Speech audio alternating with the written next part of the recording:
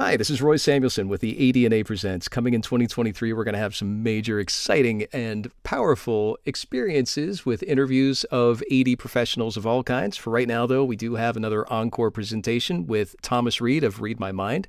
He has shared so many great thoughts here, and it's important to hear all of them in its entirety. I really enjoyed sharing some thoughts and also listening to what he had to say. One of the biggest points that I wanted to make was about the analogy of AD for film and TV and how it is a great example of a microcosm of accessibility and how that change has been happening and how it continues to happening. Thomas Reid of Reid My Mind Radio has excelled at this in all his podcasts. I really encourage you to listen, especially to the Flipping the Script on audio description, as well as all his podcasts. Such professional work. Enjoy. And as always, this is for Kevin. Welcome to the AD&A podcast. Today is a very special bonus episode. Right, Thomas? Bonus. How about that? I'm so glad that we're doing this. Being a part of Reid My Mind Radio has been an honor from the first time that I learned about you and was a part of your conversation, and following all the amazing podcast episodes that you've released over the many years that you've been doing this. This is really great. I'm so glad that we're talking. Very cool. Very cool. So I'm glad to be here with you and have you here with me. This is fun. So yeah. Very cool. So what I wanted to start with, right, is the AD&A. Because what I've noticed, and so you tell me what you want to talk about this, but what I've noticed is that when you started the AD&A, you had this sort of a specific vision, but it seemed to expand over time. So can you tell us a little about that expansion and where you are today? When the AD&A started, it was originally just the voice talents. And the strategy behind the AD&A was to eventually grow it to include writers and engineers and quality control specialists, the many roles in audio description, but that felt like a little too much to wrap our heads around. And the one thing that seemed to anchor most audio description is the experience of the voice talent and knowing who that person was, know your narrator. And being able to start with that's something that was really tangible, that could be in the ears of people and know that, oh, that's so-and-so, I love that voice, or that's Thomas Reid, oh my gosh, anything that he's in, I want to be a part of. And I found myself thinking, like, I follow my favorite voice talents because of the work that they do. And if they're involved in something, I want to hear what that is. And so putting a showcase on The Voice, not only to celebrate those specific voice talents' efforts, but also to give a language to people to be able to talk about audio description quality and excellence and give them something to anchor in on. And starting with voice talents seemed like a great place to start strategically and see how that goes. And as it grew into including writers, which it now does, as well as the engineers and the quality control specialists, it's the Audio Description Network Alliance. It's become a lot more inclusive, specifically about film and TV at this point. Your involvement in audio description has also seemed to broaden. So, yeah, I mean, can you talk a little about your journey from narrator to what I think is a lot of advocacy?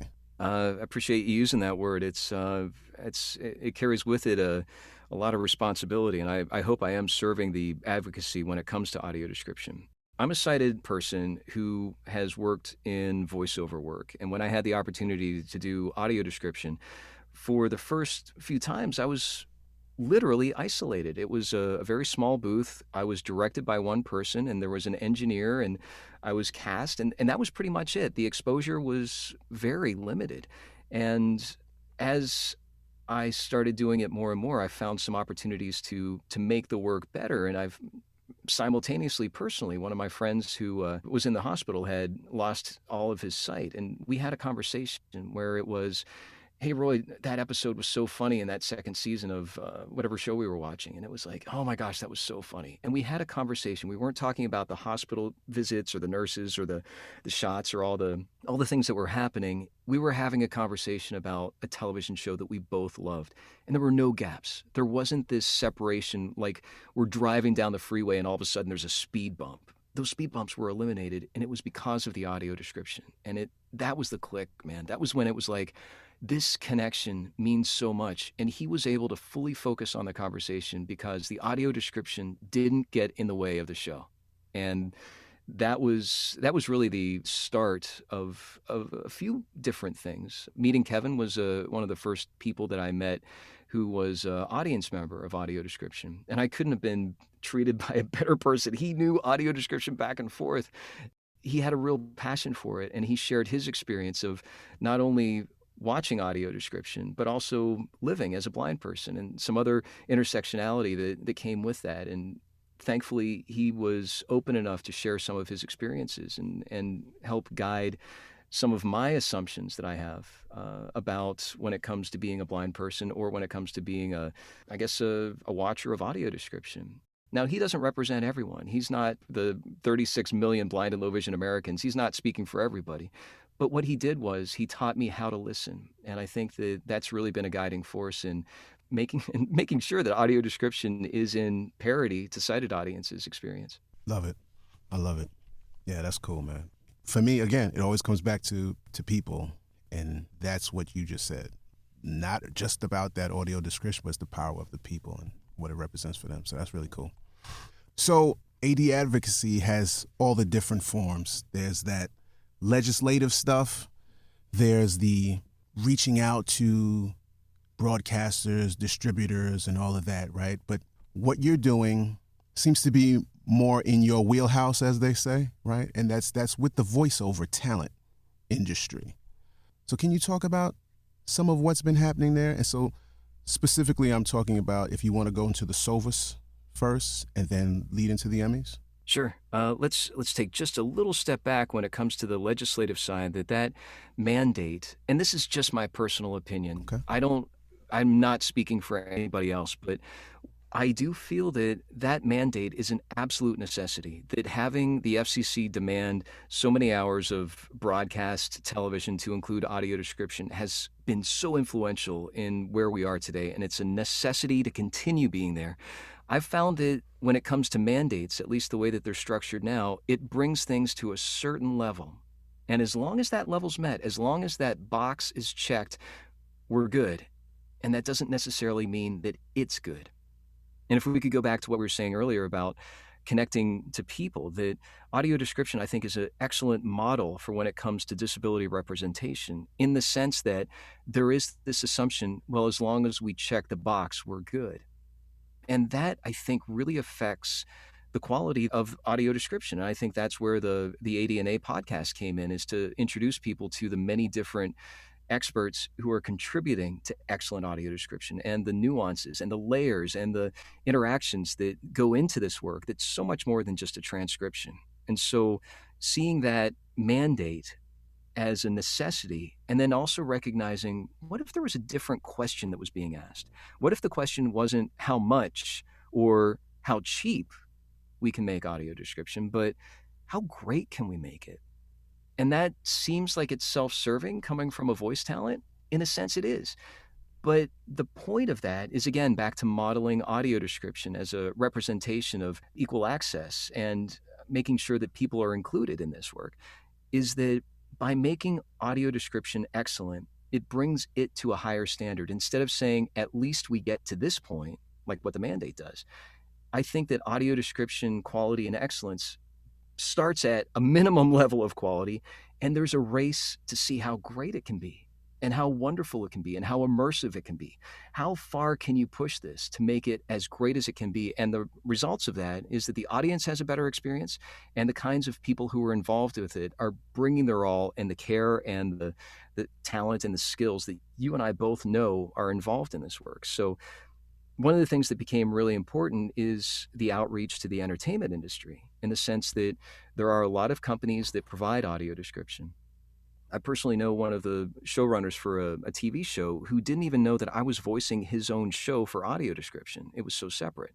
And that was a little surprise for both of us. And being able to have the conversations with different producers and directors about their experience, and having them lean in with curiosity and say, you mean I can reach nearly 36 million blind and low vision Americans, let alone 250 million worldwide, plus all their family? Like, this is an untapped resource to get their stories told to people that might not know about it. And that was a real exciting moment for them. So it's like, how can we combine all this, back to that whole modeling thing, and say, this is a way that we can bring more accessibility to people who are watching audio description and the people that create it who may or may not be blind or sighted. So where Sovas came in is a few years ago.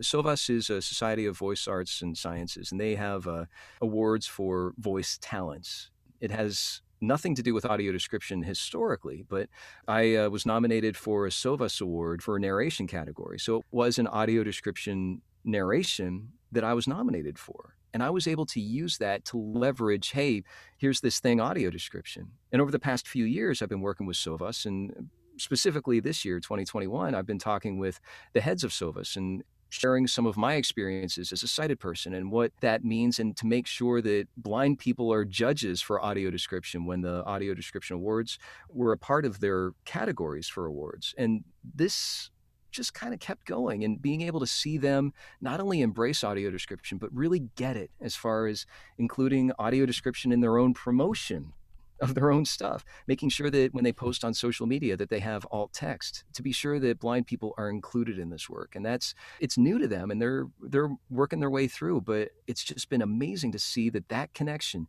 which is completely outside of the blind organizations, is now recognizing voice talents in this work. And I think that in a good way, it's going to start bringing more quality. Okay. And what about the Emmys?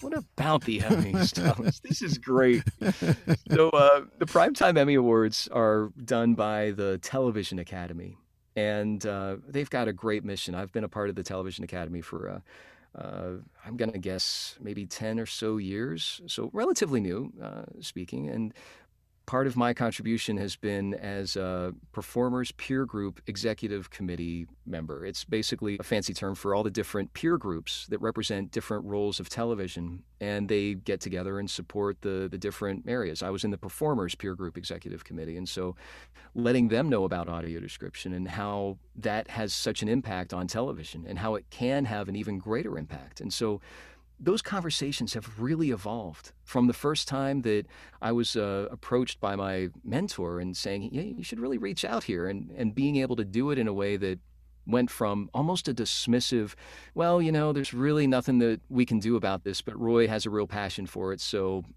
keep in mind that whatever Roy talks about, it's probably not going to happen. Take it away, Roy.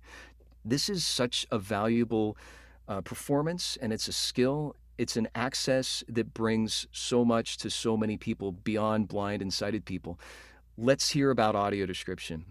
And that was the introduction. It was basically a 180-degree turnaround time, simply because the culture has changed, as well as the awareness of what audio description is. And through some real advocacy within the Television Academy, the Television Academy now recognizes audio description narrators as qualifying credits, television credits, to become full-fledged members, to be able to vote for the Primetime Emmy Awards. And I think the implications of that are a few. First of all, again, representation, making sure that people understand about audio description, but also, as many blind people work in audio description as voice talents, this is yet another way for them to be included in this Television Academy, whereas normally the opportunities might not be there as much. So that feels really huge. So, in general, let me just say that I'm not really a big fan, right? Yes. I'm not a big fan of award shows in general, right? Now, I admit it's a great business move to gather the top celebrities and harness all of that attention and brand yourself as the gatekeeper. That's a great business move.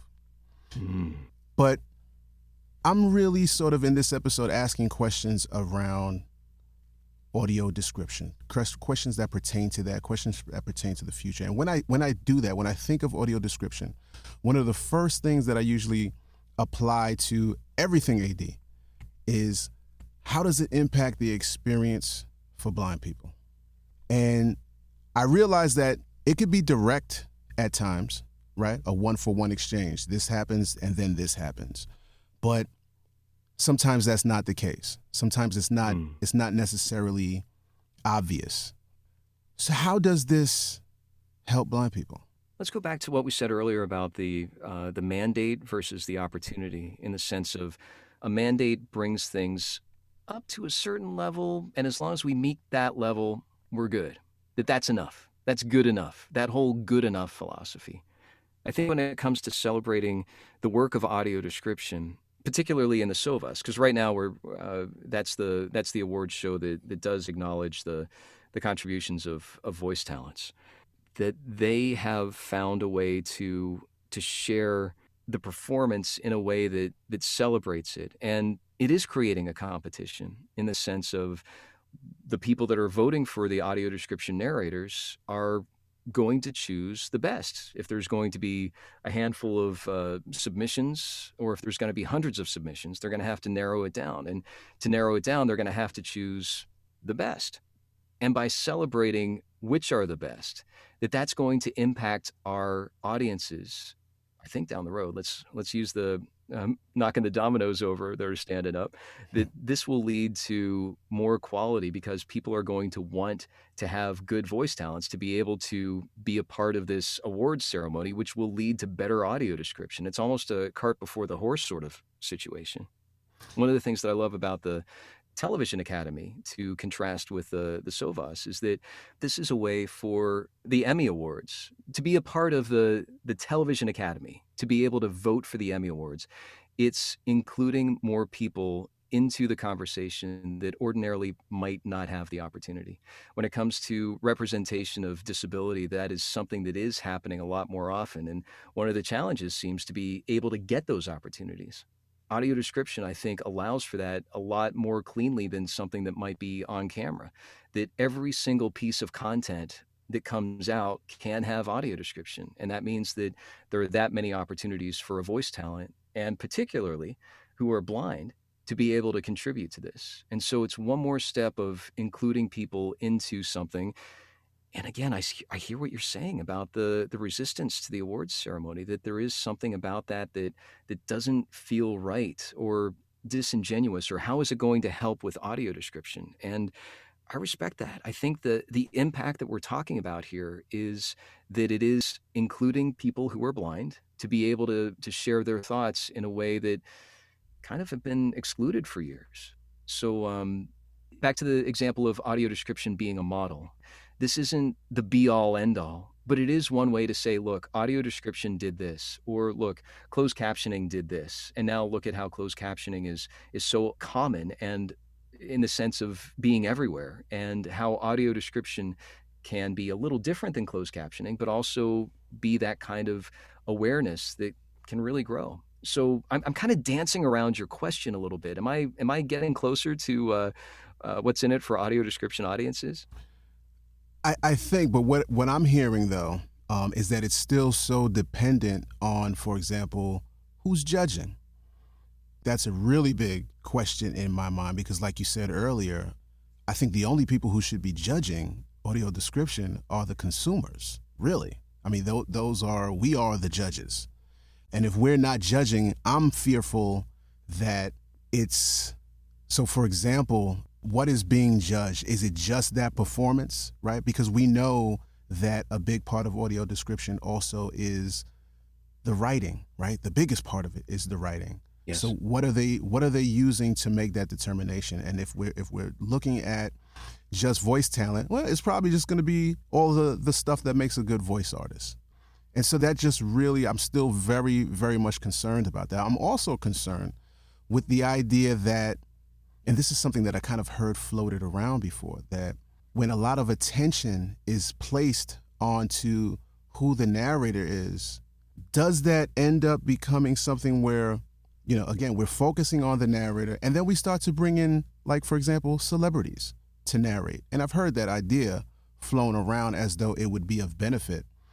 But I'm really concerned about that. Again, just taking all of that attention away from the consumer. And again, I'm always thinking the consumer, the blind folks, should be centered in audio description. And so anything that moves away from that, yeah, my spidey senses are going up.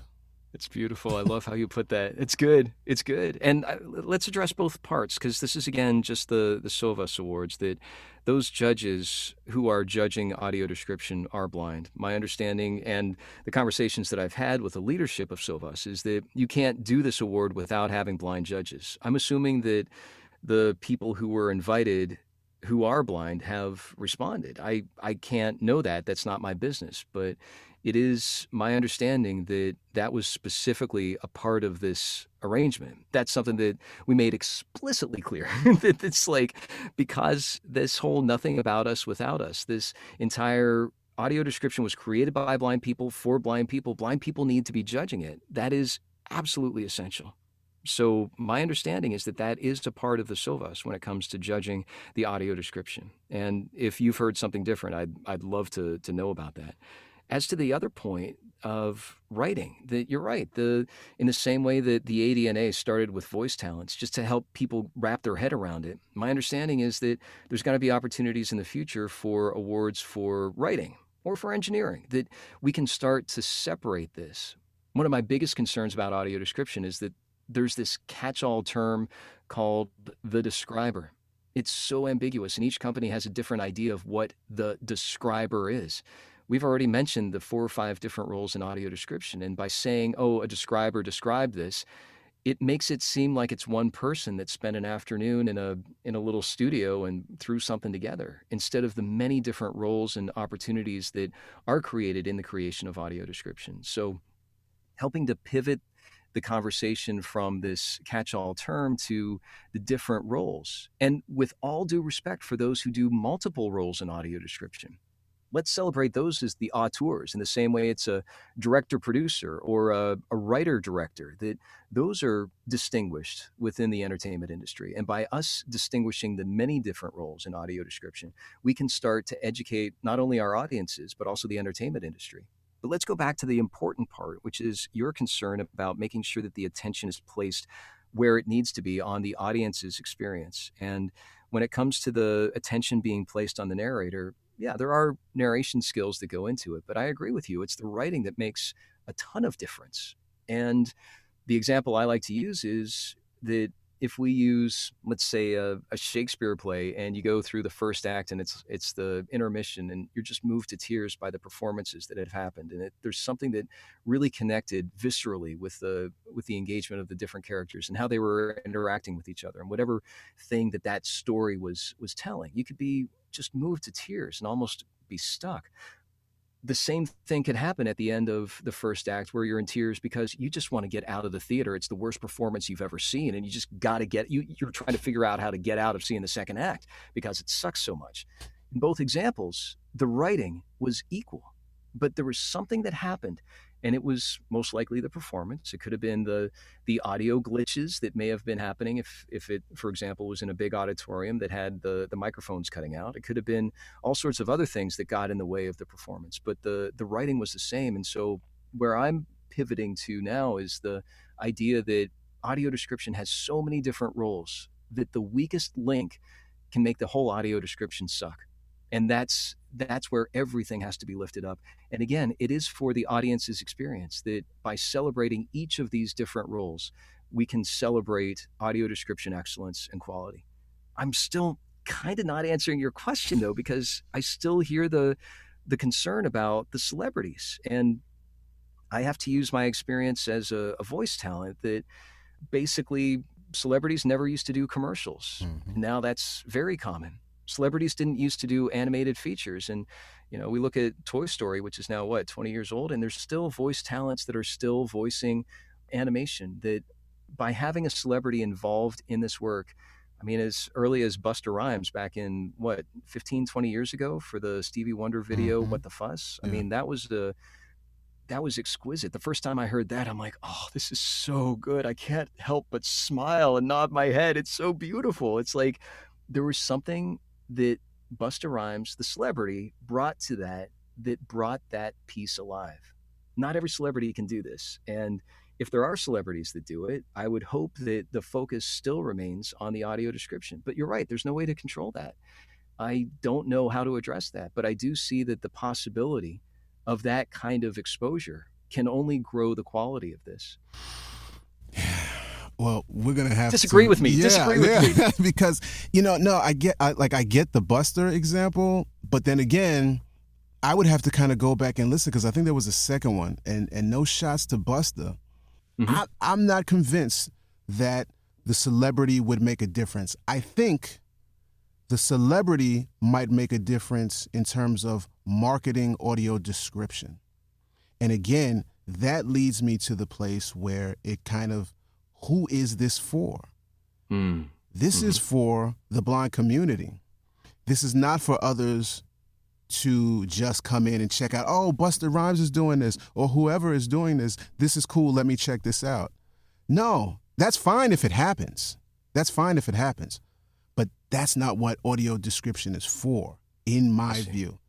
Audio description needs to stay around about blind people. Now, you can create something else, right?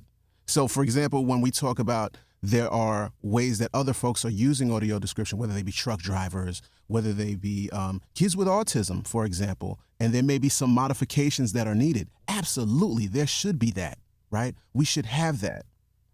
But I don't think it needs to come at the expense of blind people. So there's room for all of this. And sometimes I feel like there's these fake choices that we're given, right? Do you want more? If you do, then you'll take this. Why do we have to have that choice? That's not the choice. Isn't it ableist to ask our audiences, do you want more or do you want it better? Like, no sighted person would ever put up with that. Mm-hmm. If Marvel came out with an announcement saying, you know what, we've got 20 new feature films coming out over the next 3 years. We're so excited. But you know what? We're going to run out of budget after the first 12. So the last 8, all we're going to do is throw together something. It'll be really cheap, but we can't wait to tell your story. We're so sorry we can't afford it. No Marvel fan would ever put up with that. That would be inconceivably horrific from a marketing perspective for Marvel to do that. And yet, our audiences are discriminated against by simply being asked the question, do you want more or do you want better? That kind of question of, do you want quality or do you want more, is absolutely unfair. And when it comes to that marketing aspect, I agree with you. I guess the question is at the expense of blind people, is the expense of a blind person not being able to voice it? Or what is the cost to the blind audience in the context that you're talking about? Or maybe it's the blind talent. I'm not sure. Well, there's both, right? So there is the blind talent because we're already competing with non-celebrity, right, talent. There's that competition. That's fine. That should be the case. But there's also, like I said, just the quality. I'm not sure if the quality is naturally going to go up, right? Because folks can make that determination. That's what happens with celebrity. You let folks in there just to draw the name. Mm-hmm. And it doesn't make a difference. It may not make a difference. In some cases, maybe it does if they're really good, but it may not. I don't think you need to be on audio description unless, unless you're truly going to add value and and you're doing it for the right reason. Not to say that, this is because it's not. I think some of the stuff that you talked about just now was like, that's the whole idea of audio description being looked at as a charity as opposed to it is, right? Mm-hmm. And so I just, and that's the other thing. How often do celebrities want to get attached to something that just feels good and then use it in their promo of themselves? It just gives me a really bad taste, and I don't want to see audio description suffer because of that. We both agree. We want to see audio description expand. We both agree that we want to see more and we want to see better quality. Like, we're in total agreement around that. And I think these questions and all of these things as to how do we get there are great. They're absolutely great. Yes. Because we have the same goal, But I just think that we need to kind of think through these things. And even when we try, whatever we try, always come back to the idea of asking that question, does this center blind people? Are we adding value for our audience? And if we're not, scrap it. There we go. Well, let's talk more about the value because I'm curious. You had said briefly about people with autism or truck drivers benefiting from it, talking about the curb effect of Mm-hmm. audio description. Most recently, we had a lava cake effect where a blind cook was cooking and she said the lava cake was done. The husband said, no, it's not done because he looked at it, but it was done and he burned it because he left it in the oven too long. So it's like that's the lava cake effect where cooking shows can be beyond just sight when it comes to Mm. appreciating how cooking goes. That I would consider the curb effect, the lava cake effect in that example.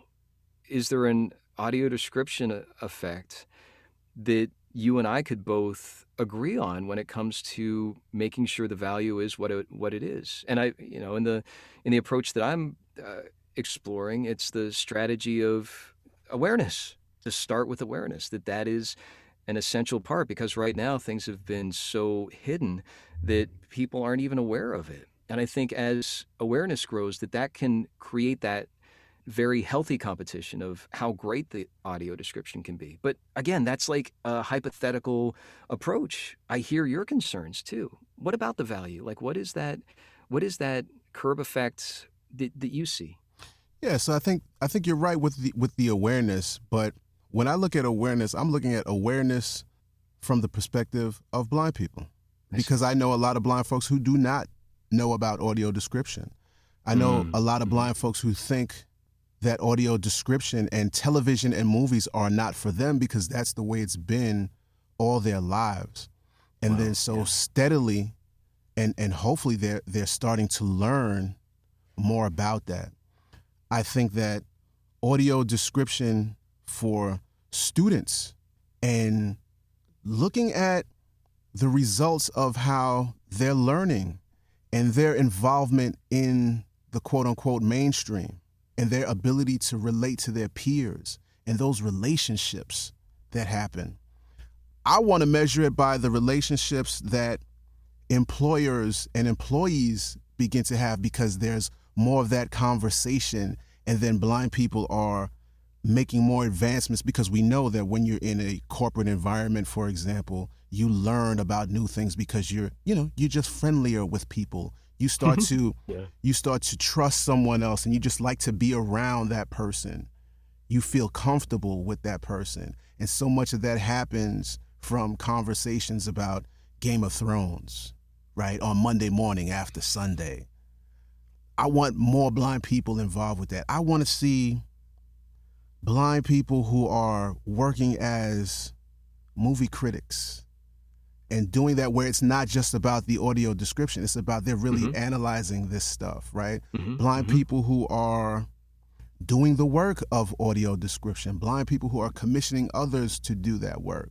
Hmm. Again, I'm centering blind people in this. And so if getting that information out in the quote unquote mainstream is getting back to those who may not be really involved in that, right? Because getting the word out to blind people can be hard. It really can be. That's a challenge for those who aren't tuned into stuff. Yeah, again, and maybe I'm gonna stick to my guns here, man. Yes, yes. I am all about centering blind people in audio description, and I'm gonna tell you why. I'm not that young. I'm not that old. I still consider myself relatively new to Mhm. disability. But as far as I know, I have never heard of wheelchair users promoting wheelchairs in malls because folks can just go ahead and walk. You get tired, so why not take a load off just so we can increase the amount of wheelchairs? You know what I'm saying? We can get better Sure do. wheelchairs because more are using it. Yes. I don't Yeah. think when captioning came out and all the advocacy that they put into it, I don't think they were talking about the curb cut effect You're right. before it happened. It Mm. just Hmm. happened. Yeah. And so I'm learning to trust the process. And we see it Yeah. all the time. It will happen, right? We already know that, yes, truck drivers are using it and folks will find a purpose for it. But let it be that it doesn't have to take away from our community. And it will happen. It will happen. But let's just build it up based on our needs. And then When we find something that will, oh, this would work for someone else, absolutely cool, bring it in, go do it, go create it. Because we need to bring everybody in, not just some people, we need to bring everybody in. The technology that is available and that is growing means we have more options, not less. So let's not take away. Don't try to take away my options. Nah, don't do that. So that's where I stand. One of the things I love about where you stand is that centering of blind people, blind audiences specifically. I'm concerned about censoring blind people. That seems to be where things could be potentially headed, in that a lot of the companies that provide audio description are finding the shortcut because it's good enough. It's like, hey, at least it's audio description. And that kind of disregard for the centering of the blind audiences, I'm curious how that can be approached. And when it comes to the awareness of the content creators being aware of it and making sure that blind people are involved in every step possible, that's an essential part of quality audio description, and being able to educate those sighted people that, yeah, that's an essential part. It's not just important, it's essential. And what are your thoughts on that? I think we definitely both agree on this because we talked about it before. And it sounds like Yes. the idea of audio description in the pre and production process as opposed to the post-production process. That to me is what I'm hearing.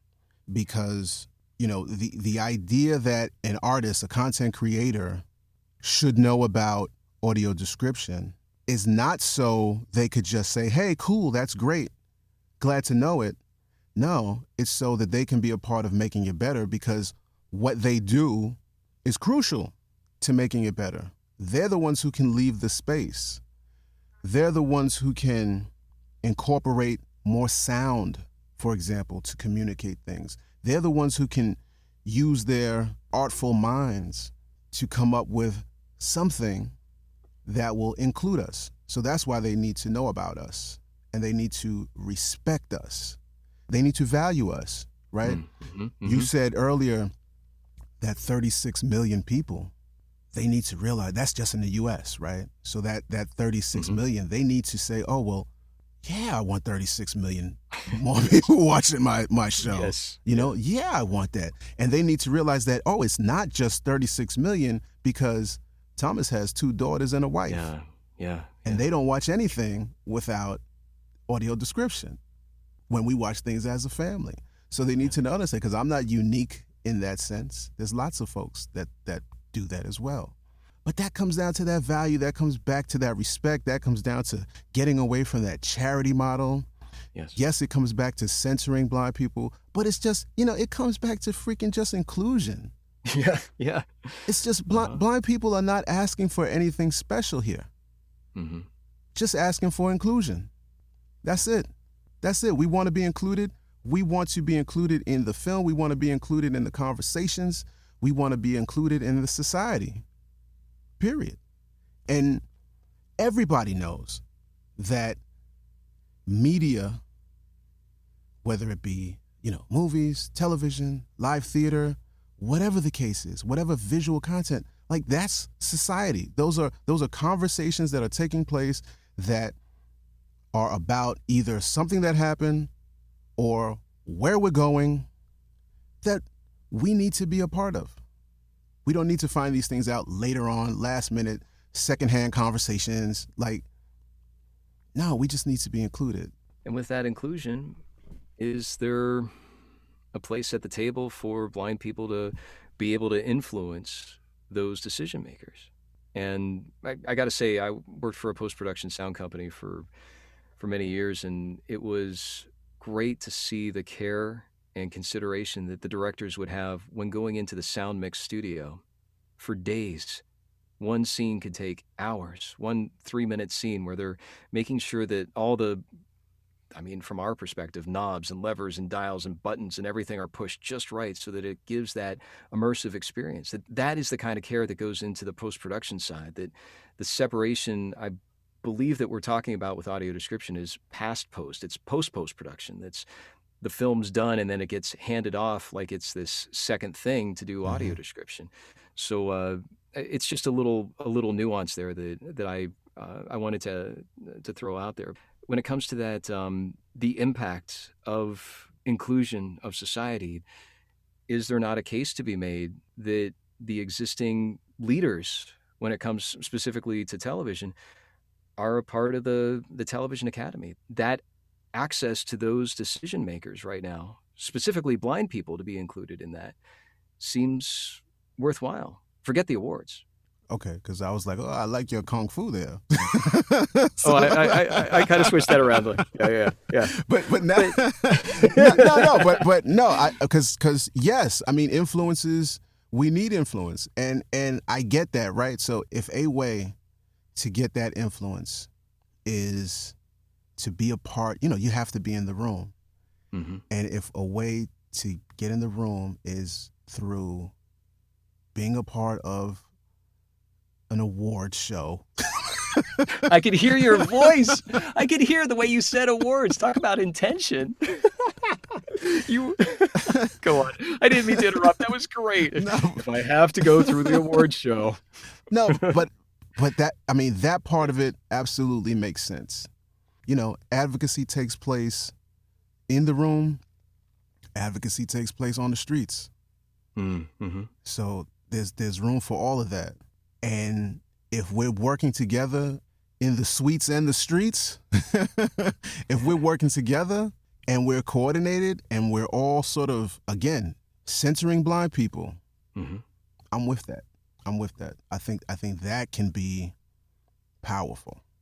Thomas, you briefly touched on this. I'm curious if we could go off on a little tangent of generosity in the context that you were speaking of. It. Generosity was a negative connotation in my mind, in the sense that it's almost a condescending talking down. It's not good. It smells bad. I'm not sure how else to put it. Yeah. What's the opposite of that? What's the opposite of that negative generosity? That almost looking down and, oh, I'm going to be generous to the blind people. What's the opposite of that? I mean, the first word that comes to my mind when you were saying that is respect. Yes. That version of charity. I think about it in the real world, in real life. I think about it when walking into a store and just the difference in treatment. Being in a restaurant and someone asking the person that a blind person is with, if they're sighted, what does he or she want? Oh, jeez. Yeah. You know what I mean? As though I can't communicate to them, just simply based on that. These are the same, very similar feelings that are triggered when we're having these conversations around audio description. For me, it always comes back to respect, because if someone is not looking at me as an equal, wherever we are, then that problem is not necessarily with me, but I do feel it because I'm not getting the service, whatever that may be. I'm not getting that equal treatment or that equitable treatment, right? Mm-hmm. It's just not happening because of the way they view me. And it's that perspective that they have around blindness, around disability. That is what I think the awareness that I don't even say that I want to do, but that I hope I do, that if I wanted to reach out to folks, to non-disabled people, it's really in hopes that is the message that they get. That, and in fact, I mean, that happens with blind people too. It's ableism. It's ableism. It's looking at disability in a certain way as if it is less than, as it's not normal. Mm-hmm. And it is normal. It's absolutely normal. And there's so much that we're missing out because we don't respect and appreciate the contributions of disabled folks. And specifically, we're talking about blind and low vision. Concern comes to me when we say, if others become aware of audio description, for example, it's not really helpful if they're just looking at it, oh, isn't that nice? That's great. Oh, that's great. That's wonderful that they do that for the blind people. Yeah.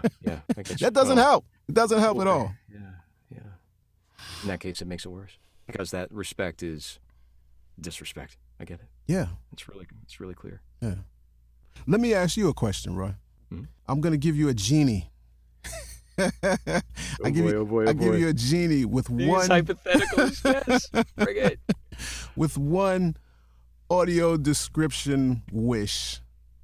Something that can change something about AD, whatever it is, good, bad, worse, whatever. What are you going to ask of that genie? Parity to sighted audiences. That when it comes to audio description, the experience of a blind or low vision person is as equal to a sighted person as possible.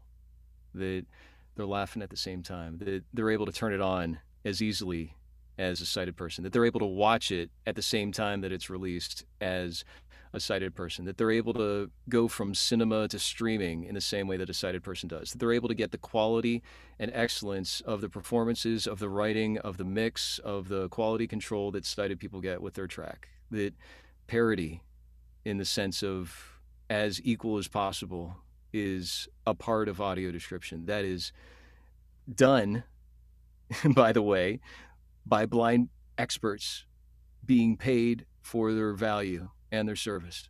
Those two things are so linked in my head that you can't have one without the other, and you can't have the other without the one. That there is no way that audio description quality and excellence to be in parity to sighted audiences can happen without blind professionals being paid for their value. So that's one. It sounds like two things, but you can't have one without the other, as far as I'm concerned.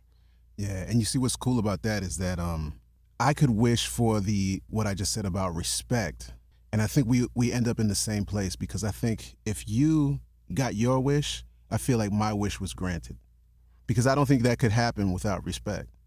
Yeah. And again, look how that would filter outside of audio description, because that's what audio description does, right? It's not just about the film and the movie. It always applies to something bigger. Yeah. And that's the model. That's like this little microcosm of audio description and how that can have a ripple effect. Yeah, and it does. You can look at audio description and touch on lots of things. Look at how race, gender, all of this stuff about identity come into play. Like, there's so much. There's so much. And you going back to what you said earlier about students, the educational aspect of this, that I don't know, man. I think modeling movies and TVs can have a direct impact on those other kinds of essential access. That, I don't know. There's a really, like, is it time to, as your podcast limited series is called, Flip the Script? Can I flip the script and ask you the same genie question? Go for it. Oh, did I just answer it though? Well, you did, but I guess you and I have different approaches to it, and I'm curious how the respect that you deserve is accomplished, because I think you've answered it in every answer, in every question that you've asked. I think it's there. But I do have an answer, so you can ask me the question. Okay. Yeah. If you had a genie and it could give you anything you wanted with audio description, how would you earn that respect within audio description? I know I kind of manipulated by adding in respect, but I had to. See, I kind of want to go back to my childhood and then ask the genie for 3 more wishes. Sure, perfect. Let's do it. Let's go for 3. No. I'm just joking. No, I'm just joking. Okay, but I think I got 2, kind of.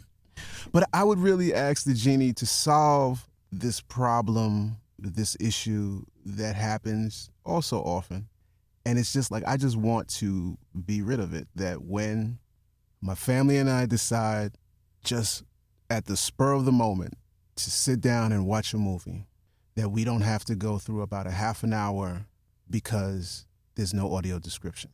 Yeah. It doesn't fail. It does not fail. And the feeling that I get is the same. Even though I play it cool, and I say, oh, just go ahead and watch it. I do it all the time, and they tell me no. And now the girls are older, and so they're more bold with the way they tell me no. And I can't do anything about it anymore. But it still feels the same. And it's not just me, because they get frustrated. Like, why can't they put on audio description? These freaking ableists, they're using all of these terms. I want the genie to resolve that for us. That's what I want. And again, like with what you said, I think it will accomplish all of what we want.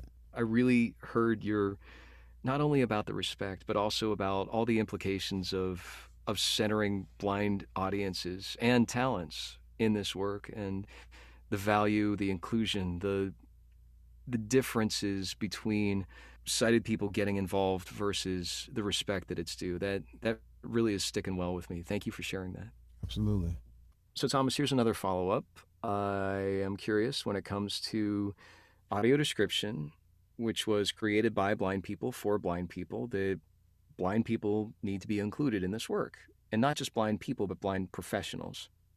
And when it comes to the creation of audio description, there's something that seems similar to the access that comes from let's say an Android device or an iOS like an iPhone, that blind people can use this screen that you have to see to tap on, and it's got only 2 or 3 buttons along the edge, but primarily everything that's happening on the screen, the blind people can use that effortlessly, and nobody has any problems whatsoever with that kind of device and that kind of communication that happens. Are there some parallels to audio description creation as far as professional blind talents go? So I'll back up a little bit because I don't think it's necessarily true that everyone knows that blind people can, for example, use iPhones or use an Android phone. There's still a lot of misinformation about that and fascination sometimes. Oh, wow. And so there's still like, oh, you'll see the jokes on Twitter or wherever. There was a blind guy with a white cane, and he's looking at his phone. What is he doing? That type of thing. Oh, yeah. And folks have no idea. But what it comes down to is that, for me, it comes down again to ableism. Deep-rooted ableism. Not saying anything negative about the person, because I think for so many of us, it's not our fault. And I put myself in that category because I'm not immune to it. Technology is used by everyone. If someone's listening to this, they're using technology, right? Technology is an assistant. There's no difference. Your assistant is for you because you have access to vision. You can see. If someone is using it, they're accessing that same information using that same or some other technology, using their ears or their hands as in a braille display. So be it. That's cool. It's just technology, but we put this difference in there because it's not normal. It goes back to how normal is perceived. And the normal way of doing this is you grab your phone, you put it in, you grab your wallet, you leave your house, you get in your car, you go to your job that does this. Like, this is the normal thing. But anything that strays away from what you know as normal is abnormal. So when it comes down to blind people creating audio description, I can say that, yes, I get it. People want to know how it's done. I'll tell you whatever you want. You ask me. I mean, for the most part, like, unless you're being disrespectful. But I'll answer questions on my time when I want to. Not all the time. Don't anybody call me. but I will answer a lot of questions because I get the fact, I understand that people are interested. And hopefully, when I explain it, they realize how little they actually thought about it before they asked the question. Because that is the truth. So when folks ask, oh, how do you do narration? Well, the way I do it is very similar to the way sighted folks do it, except I'm taking in information through my ears and then narrating it again using my voice, the same way someone else would do it. So the only difference is in how I'm taking in that information and the tools that I'm using. So I'll have a screen reader where someone obviously is just using their eyes. They don't have a screen reader, but we both have computers. Yeah. We both might be using the same tools to manipulate, right? Maybe it's a word processor or whatever the case may be. Mm-hmm. If I'm doing audio production, I tend to use Reaper, others use Pro Tools, whatever the case may be, but the end result is the same. It's the same. Mm-hmm. And that's all that matters, but we focus on how is it being done. Now, I get that from the non-blind community, those who have no idea, but sometimes it hurts when it comes from the blind community, because it seems to have sometimes, not all the time, but sometimes there seems to be this, oh, how are you doing it? I can't believe you're doing it. Are you getting something special? Are you getting some sort of special treatment? And that is not cool. That's that internal ableism, again, that I talked about, that, yes, blind people have. I think about it from the perspective of those who are writing audio description. I've been saying this for a while. Y'all can check the receipts. Go back and listen to the old podcast. I've been saying, even though I didn't know anyone at the time, but I've been saying that blind people could write audio description, because writing audio description is really about the wordsmithing, right? It's about, that's the big part of it. That's the big part of it. And so however you can get access to the visuals, then you get access to those visuals. And so some people have their methods, and they're all great, whatever they are, but they're still doing the work. They're still doing the work. And that's what people need to understand. And for me, if we really want to make that change, we have to start within ourselves. And I mean as individuals and as a community. So we have to check our own ableism. We have to support each other when we're doing these things, and just uplift one another.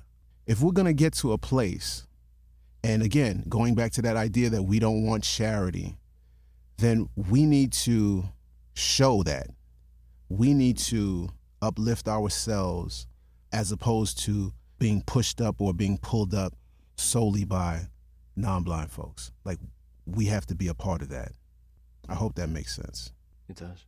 There are a few things that are exceptionally sticking out. In the earlier part, you made a distinction between a person who's interested versus a person who's fascinated. And the meaning behind those two words, that interested comes from a place of curiosity. Fascinated comes with a tinge of, you said ableism, that there's this, oh my God, you can do that? If I were to compare that to the tools that I use, like right now I'm recording into a microphone that's plugged into a computer that's somewhat connected to the internet, God knows how. And there are these wave files that come out. And it's like, that's the tool that I'm able to use to share my voice. And then I've got the headset in my ears that is translating these waveforms that are coming through the earpieces, that are coming through a wire, that are plugged into something else that's plugged into the computer. It's like, these are the tools that I have that I just take advantage of because they're so familiar. They're so normal.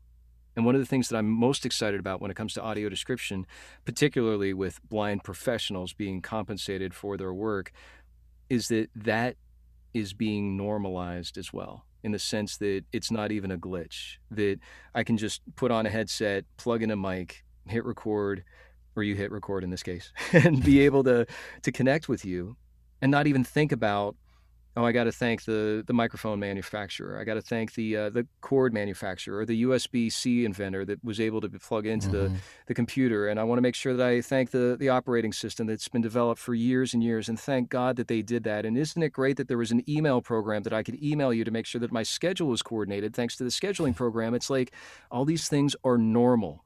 There's not a conversation about it. In this case, I'm interested in how it works, but the fascination of it has been eliminated because it's so common and normalized. I don't want to say common, because it's so normal. This is normal. And I like that it's normal because I've done it a bunch of times. And I'm wondering if there's some sort of analogy here with this kind of connection, with this kind of normalizing the tools that I use, which are kind of the same as yours in this case.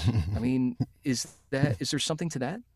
Yeah, because I was going to say, I use exactly the same method. The only difference, right? The only difference, I have an extra earbud in because I use a screen reader, and that screen reader is being outputted on a separate channel, separate sound card, because I don't want it to interfere with our conversation in terms of being recorded. Yeah. And so I have an extra earbud that's underneath my other earphones. Well, How about can I be so sarcastic and ableist and say, well, you can't be doing it then because... Yeah, because Jaws is doing it for me, right? So Jaws is in there. I Yeah. haven't heard you mention Jaws. We've been on the phone for like, Yeah. but that's it. That's okay. So you've got an earpiece. So Yeah. what? Yeah. That's, should I be fascinated by that? Is No. that And you know what's funny? Like what's that? I almost was ableist because I was gonna say, and there's no one else in here with me. But you know what? Let's say I was not working the computer. That's okay too. Yeah. That's Yeah. okay, right? Yeah. Because there are some folks who don't have movement within their hands, but they're still doing that work because the creation is coming from their mind and their Yes. voice. Yeah. And so that's okay. And who's to judge them? And Yeah. the truth of the matter is that before you were doing this stuff at home, you had an engineer who was pushing buttons for you. Still do. Yeah. And it's like in that example, both examples that you're giving, it's I'm able to focus on the work. In your example, the person who's disabled is able to focus on their work. That's it.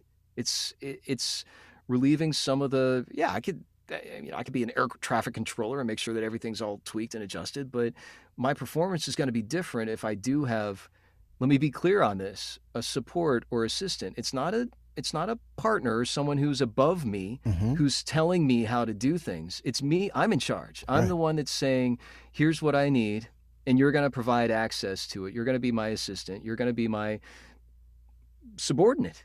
And I'm not saying you specifically, Yeah. Thomas, but the analogy goes the same for disabled talents. I was going to say people, but I want to go back to it's not just random people, that there are talents, there are experts that know this stuff who are disabled, who are blind. That's what that hesitation was from.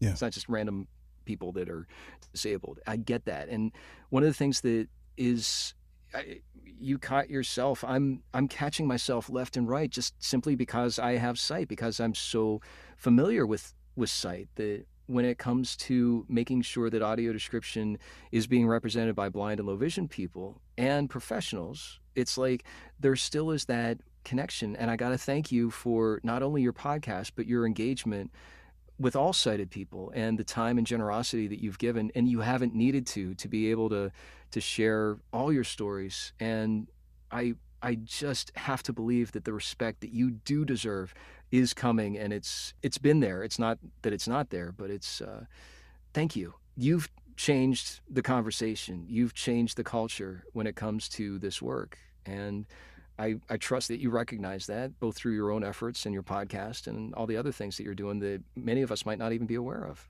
You're doing it. And it's like, however sighted people like myself can support those efforts and be there to do, not because I'm sighted and I know what I'm doing, but because I am someone who believes in what you're saying, and I want to support that message because you're the one that's leading the cause here. I don't know if that makes any sense or not. I appreciate what you said. And I think that I do and I don't know. Fair enough. Yeah, I do and I don't know. But what I do know is that I just want to see that respect given to other people too. I want to see folks who are really trying to do and doing. Yeah, I think they deserve, we all deserve that. We really do. And like I said, I caught myself because I don't think it's a sighted thing. I think it's a thing that if you're raised in this culture, in this world, maybe some cultures more than the other, but definitely here in the States, you got some ableism in you. you got some isms in you, period. Because that is just the way we are raised. And a lot of that goes back to the media, right? So if we want to bring it all the way back, but so much of that in the educational system and all of that. But and it's up to ourselves to check ourselves. Like we have to do that and recognize it. So I'm on that path. You're on that path. You know, I salute you for that. And yeah, man, let's if we could get more people doing it, I think that would be great. But and especially again, because I'm so focused on centering blind people, hey, let us do it and let us just, you know, tone it down and you know, lift up. Let's lift each other up. We do some of that damage I think some of it is good, and some of it is I have a beef with, and I'll probably talk about it. But like all of the this is how I do YouTube videos, blog posts, podcasts, right? This is how a blind person does blah blah blah blah blah. There's so much of that, Sure. and I'm not sure if that adds or if it's clearing up, because a lot of it puts the emphasis on the technology and not on us as people. Yeah. And it doesn't show, yeah, we can use an iPhone, and folks say, oh, that's nice, they could use an iPhone. But no, I want to see what you do with that iPhone now that you have access to it. Don't just tell me you're perusing the web or whatnot. No, what you going to do with it? Yeah. Yeah. What a great conversation. Thank you for every moment of it. That was Wow. cool, man. Thank you. Yeah. Thank you. Yeah.